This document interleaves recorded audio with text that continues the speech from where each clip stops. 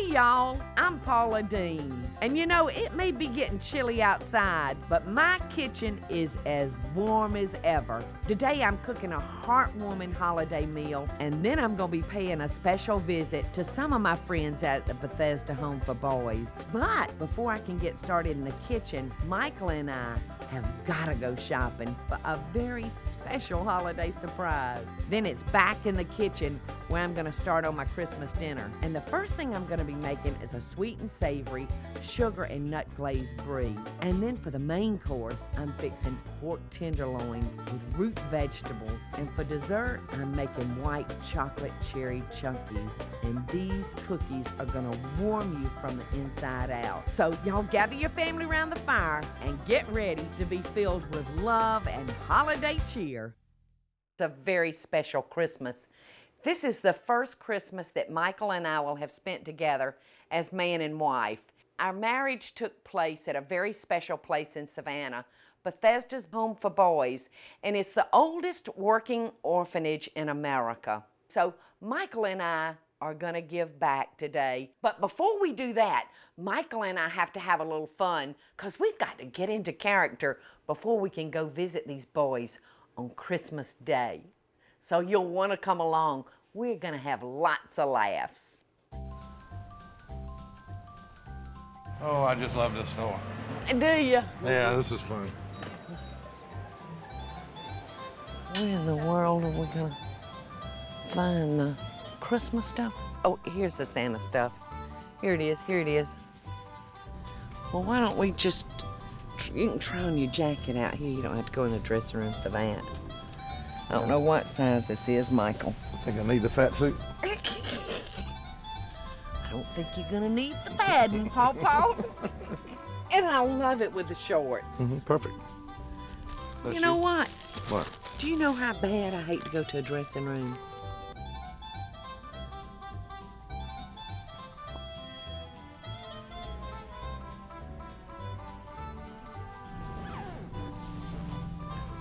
It fits perfect, doesn't it? Perfect.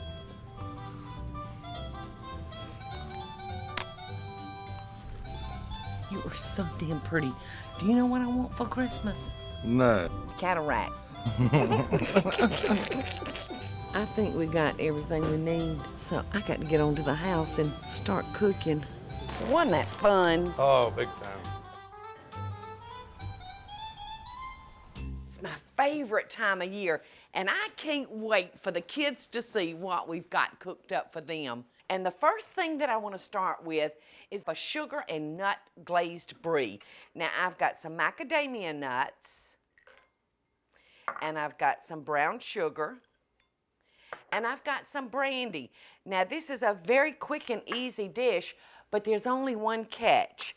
You do need to mix this up and let it sit anywhere from 24 hours up to a week. So you'd want to cover it and let those flavors marry together.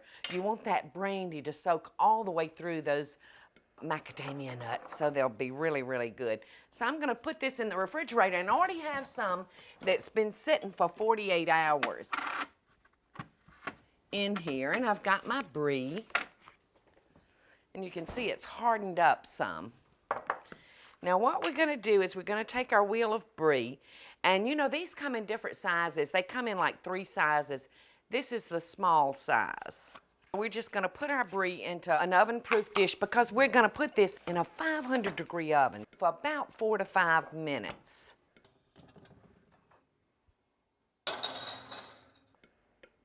Okay, we got that in the oven, and I wanna show y'all the cutest little thing I found yesterday. I was out junking. I just love to go into antique shops, and I have not tried it because I just got it washed, so we'll see if it works.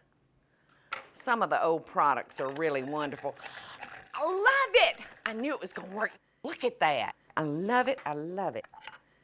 Look at all the lemon juice. All right, I've got some apples and some pears sitting in the fridge just waiting to soak up this fresh lemon juice.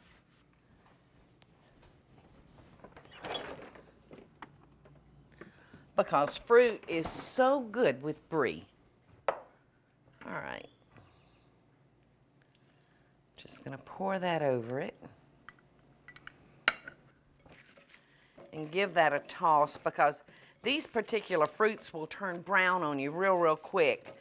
And while it really doesn't affect the taste, nobody likes to eat brown fruit. Our Brie should be about ready. Let's check our Brie. All right. This is good. It's gotten warm in the center, but it hadn't started oozing out of its casing. So that's just the way we want it because it's got to go back in the oven for another 2 to 3 minutes. So all we're gonna do is put our sugar nut glaze right on top of it. All right, now we're gonna run this back in the oven. Y'all be careful because your pan is gonna be so hot after being in a 500-degree oven. I can't believe it's already Christmas time again. All right, we've got that in the oven. That won't take but a couple of minutes. And I'm gonna just move my adorable little machine out of the way. I'm thrilled with that. So this little dish right here is just the beginning of the day for us. It's just an appetizer to get us going because I'm gonna be cooking a wonderful pork tenderloin later. But my family can't come into the kitchen without something to snack on. And we did that in 8 minutes. So that's not bad. And I'm gonna put my fruit on my plate. And I like to kind of reverse my colors. It's ready for them to come in and gobble it up. And I wanna try a little bit before they all come in here and devour it. It's nice and soft inside, but still in the casing. I love a macadamia nut, so I can't wait to taste this. It's wonderful. When we come back, we're going to start on the star of our show, pork tenderloin with the absolutely to die for roasted root vegetables. This is only the beginning, y'all. And what a sweet beginning.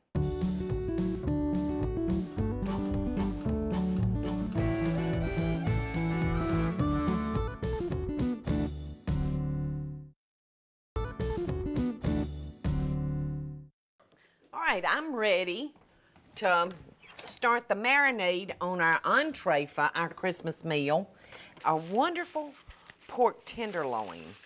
Did you know that this has the same amount of fat in it as a skinless chicken breast? Now I'm gonna put our pork tenderloin into our bag. I'm gonna need to wash my hands for a second. Don't wanna cross-contaminate. Certainly don't wanna make anybody sick on Christmas. That would be terrible. This marinade is very quick and easy. And I'm gonna start with soy sauce. It's gonna make our meat so juicy and tender. A couple of tablespoons of honey, tablespoon of brown sugar, half a teaspoon of cinnamon, and I've got a couple of cloves of crushed garlic, and then I'm gonna add just a couple of tablespoons of just a red drinking wine. All right, and I'm gonna stir that up. I love the soy sauce and the honey together. It's gonna give our meat a little bit of a sweet taste. But then the ginger and the garlics are gonna give it a totally another taste. Now we need about a teaspoon of this. Okay, I think we've got about a teaspoon of ginger. I have just come to love ginger. It's a wonderful flavor and it's kind of hot. And now we're gonna add just a couple of green onion tops to give it a little oniony flavor. And you can just snip them up, it doesn't matter what size, just snip them with your scissors. All right, so we're just gonna pour that over our pork. And these bags just make a great marinating container for you to make sure that all of your meat's marinated. In fact, I already have some that has been in the refrigerator now for 24 hours. So it's ready to go into our first cooking. You can see how it's just soaked up all those fabulous ingredients. So you can see how the soy sauce has darkened it. We're going to put it in the oven so you can see how easy and quickly you can pull this meal together. And we're going to cook it on 350 for about probably 45 minutes. All right, I just got to give my hands a quick wash. I'm going to put us together a pan of vegetables to go along with our pork tenderloin. Now, I've got my turnips, my parsnips, and my carrots already diced up. This is a nice roasting size. And we're going to add about a heaping cup of the frozen rutabaga. If this works, I cannot tell you how easy this is going to make this job for me, because rutabagas are so hard to peel and cut. Now I'm going to toss these in a little bit of olive oil,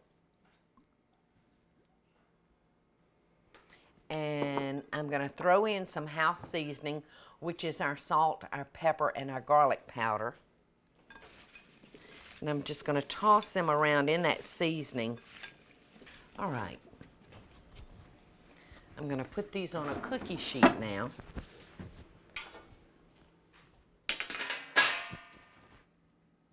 And I'm going to put these in a 350-degree oven. And I like to roast my vegetables in more of a long, shallow pan. And aren't those beautiful? And they'll be delicious with that pork tenderloin. So I'm going to roast them until they're tender. But I'll check these after about 25 minutes. All right, we've got those in the oven, and the beauty of this meal is both of those dishes are going to cook in almost the same amount of time. So I've got to take a quick break, but when we come back, we're going to taste that succulent pork and those wonderful roasted root vegetables, and I'm going to show you one of Michael's favorite cookies, if I can say it, a white chocolate cherry chunky. All right, it's time for me to check our roast. And I'm going to get down here and I'm going to probe it just to make sure. Gotten up there to 145. That's just what I wanted, because I'm going to let this rest and it will continue to cook a little bit on its own. I just adore the vegetables. All right, I'm going to plate this up. And I think I'm going to cut one piece diagonally. Looks perfectly wonderful. Let me get my plate up here close to me, because I think I'm gonna plate him just like that. I think I'm gonna put the vegetables just around him. It's an incredible flavor.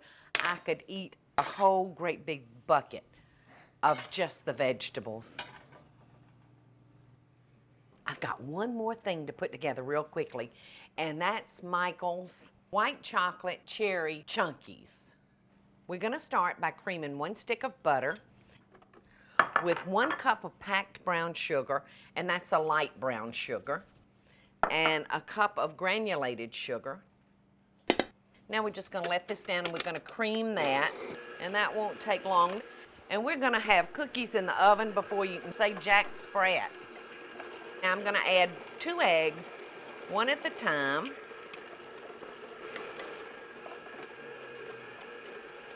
All right, now I'm going to add about a teaspoon of vanilla to our batter.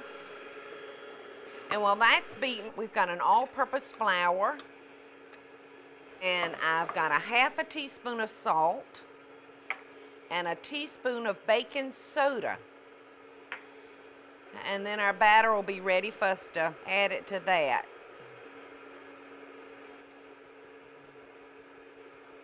All right, so we're going to stick a couple of tablespoons of milk in.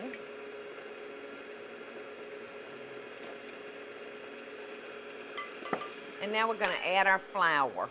And like I said, this is going to be a real stiff batter. So I'm going to do it just a little bit at the time. I don't want to shock that batter by dumping the whole bowl of flour into it. You can hear the mixer starting to labor now because we've gotten all of our flour in there and it is stiff.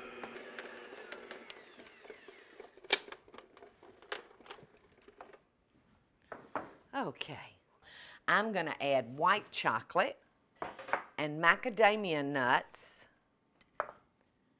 and candied cherries. So you could really mix this up and come up with 2 or 3 different kinds of cookies for this one batter. All right, and you can see how stiff it is. I'm gonna mix it around a little bit with the spatula, and now I'm going in for the kill. I'm gonna do it with my fingers. And this is a job the children will love to help you with. I'm gonna put these on my greased cookie sheet, and I'm gonna do rounded tablespoons of batter. And I mean, I'm really gonna round them up, because no chintzy cookies at our house. We want nice, fat cookies. The most important thing is that you want all your cookies the same size, because you want them to cook uniformly and all take the same amount of time. All right, now we're gonna put these in our preheated 375-degree oven, and I can't hardly wait to taste one. We're gonna let them bake for about 12 minutes. And in the meantime, I'm gonna be traying up some more trays so I can get them in and out of the oven quickly.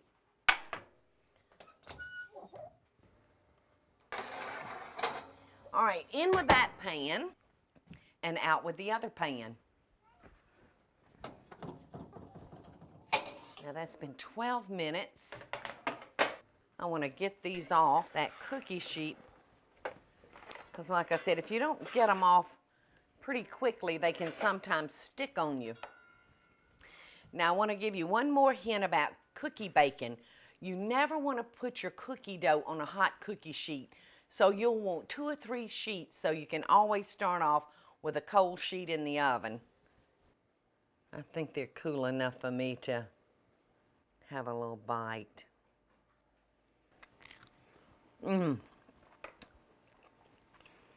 Wonderful. Well, I've got to run for a second, but y'all stick around, because I'm going to tell you how to make your baking easier for the Christmas holidays, so y'all don't go anywhere.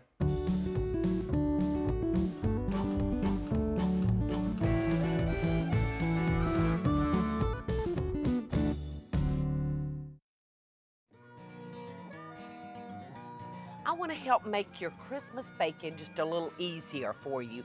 Now, I've found that I like to take a couple of hours out of a slow November day and make different cookie doughs, and it makes it so much easier. So I'm just going to roll this cookie dough out just a little bit, and then I'm just going to roll this in the parchment paper and then give the ends a twist. And then I'm gonna put these into a resealable, freezer-safe plastic bag. And when I need them, I'm just gonna pull them out and slice them off and bake. It'll save you so much time. All right, I've got a wonderful basket here filled with everything that it takes to make this wonderful sugar nut glazed brie. I'm gonna take this to a friend's house, and this is gonna be my gift to her. And then for our meal, I've got this wonderful marinated pork tenderloin with succulent roasted root vegetables. And for Michael, who's got that tremendous sweet tooth, I've got him some white chocolate cherry Chunkies. Michael and I are going back to a place that meant a lot to us on our special day. And I hope that this meal that I prepared for you will help put a smile on your face. And until next time, y'all, I want to send you love and best dishes and Merry Christmas from my kitchen to yours. Merry Christmas.